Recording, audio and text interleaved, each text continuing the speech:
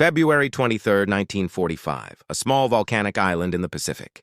6 Marines struggle to lift a heavy metal pipe into the rocky ground. At the top flutters the Stars and Stripes. A photographer named Joe Rosenthal snaps a picture. 1/400th of a second. That image would win the Pulitzer Prize. It would become a statue. It would become the symbol of victory. But the photo was a lie. What history forgets is that this was the second flag raised that day. The first one, the real one, was raised hours earlier. But a politician wanted it as a souvenir, so commanders ordered the Marines to take it down and put up a replacement. The famous photo wasn't a moment of combat victory. It was a replacement. And for the men in the picture, it was the beginning of the end. People looked at that photo and saw heroes.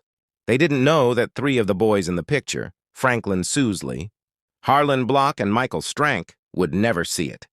They were killed in action just days after the photo was taken.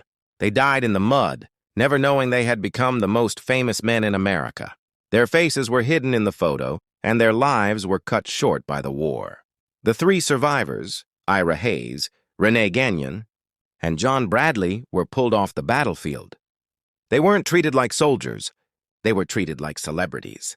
They were paraded around stadiums to sell war bonds, but inside they were broken. Ira Hayes, a Pima Native American, begged to go back to his unit.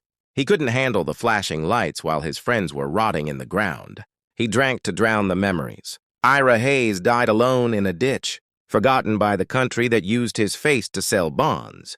The Iwo Jima photo is beautiful, yes, but never forget the cost. It captures a moment of unity, but it hides a lifetime of pain. Heroes aren't statues. They are just boys who wanted to go home. This is a tale by Soban.